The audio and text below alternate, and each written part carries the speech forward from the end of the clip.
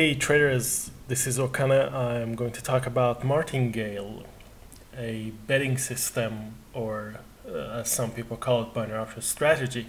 I wouldn't call it that, and I'm not going to start with saying I don't like it. Instead, I'm going to show you what it is about and why I don't think you should try it. But first of all, we have an article about it, so if you're not too familiar with Martingale, and what's it about, how it got started, you can check it out in this article at binaryoptions.sock.com. I'll put the link below.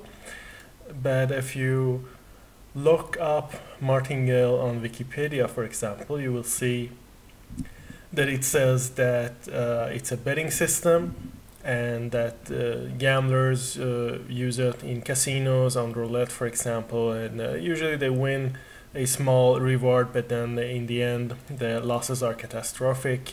They'll lose a lot because the broker, or the house in this case, has an edge, and in the end the expected outcome is negative. So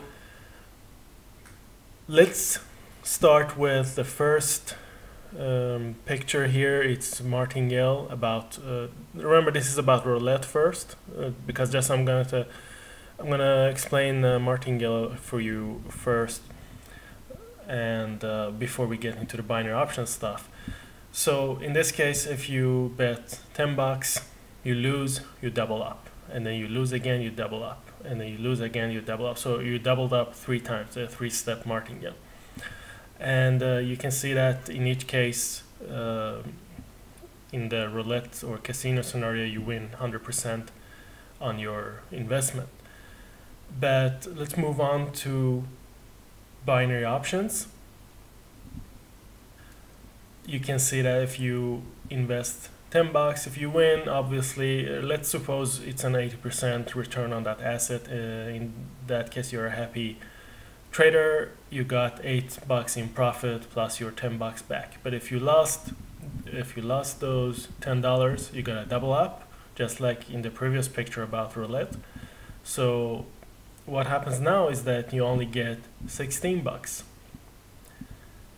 and $10 was your loss, so the profit is only $6. So now your payout is actually 60% instead of the 80. You increased your risk but lowered your reward. And what happens if you lost that and you would keep doing the Martingale strategy that you have? Perhaps you do a 3-step.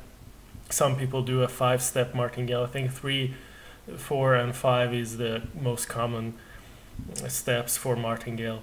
But now let's suppose you lost that. You go to the next step. Now what happens is that you would have to double up again, because you lost first $10 and then you lost another 20, so you lost $30. Now you would double up to 40, and in the next step, even if you will have lost that, you're gonna have to double the 40. So your next trade would be at 80%, at $80, and your net profit is -6 in this case. So as you can see, you are increasing your risk, your exposure, because you're increasing your investment size, but the reward is getting lowered. But obviously there is a positive Martingale. We look at this next picture. For example, if you invest 10, if it's a win, you can invest $18 or $15 or whatever you wish, but not more than you can afford. And this is a positive Martingale, because if you lose, you start at 10 again. But you only expose your earnings, not your account balance. This is why it's called a positive Martingale. Your exposure is covered because it's the wins. So overall, it's better to stick with a good money management and not just hope that you're gonna win the 5th or the 4th trade. It's not a smart strategy. It's not trading. It's more gambling. So obviously money management is not enough. You have to know how to trade. If you don't know how to trade, you're gonna lose no matter what money management strategy, you lose. It's just that you're gonna lose slower than if you would do Martingale. So you have to know how to remain profitable. You have to test your strategy, your skills. So I'm going to also show you a couple of scenarios so that you see one more time more clearly how a martingale trader versus someone who uses proper money management would come out winning. So scenario one, your account balance is at $1,000 and investment size is 20, so about 2% of the account.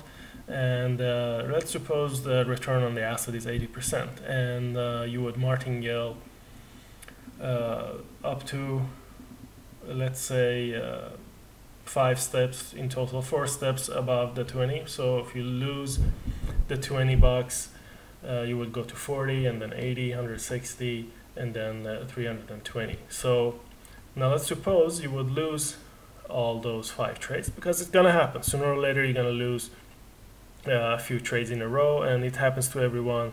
Doesn't matter how good you are, sooner or later you're gonna have a bad day, and you can lose 4 or 5. Even if you're a beginner, you can lose 10 trades in a row. So if you do that, now you've lost $620. That means that you lost more than 60% of your account in just 5 trades. Most often these martingale strategies you find on YouTube, they tell you that to start over once you won or lost the 5th trade, you're gonna start over. First step, which is in this case, in our case, is 20. So you start again, but now let's just assume for the sake of the example that now you just happen to have a good luck and you win 5 trades in a row. Still at the 80% return, 5 times the 16%, $16 that you would get on each trade, that's 80 bucks. So now your account is 380 that you have, the remaining 380 plus the 80 bucks, that's 460. So you still lost about 50% of your account. Now let's go to scenario 2.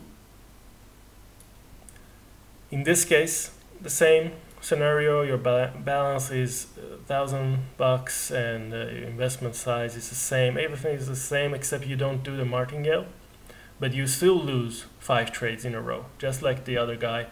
You still lose 5 in a row. That means you lost only $100. So your account balance is still huge. You still have $900 left.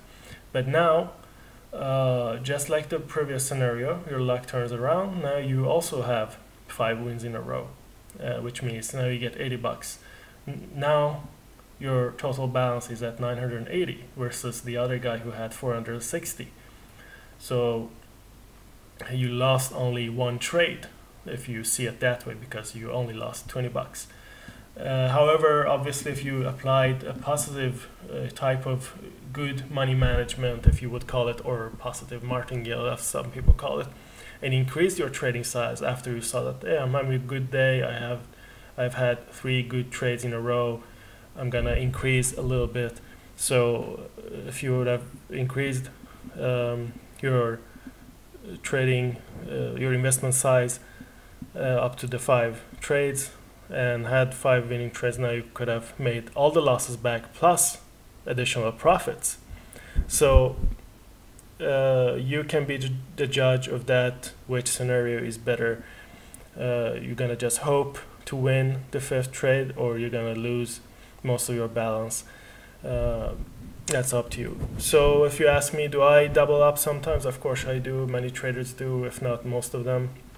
I double up, triple up sometimes, but my money management, my account balance allows that. Doesn't hurt the account balance. I can recover the losses quickly because I know that in the long run I am in the money. My trading is going to keep me in the money. So take a look at our price action playlist, learn how to trade properly and use the proper money management. I'll put the links below to the article, you can read it for yourself, and I see you next time.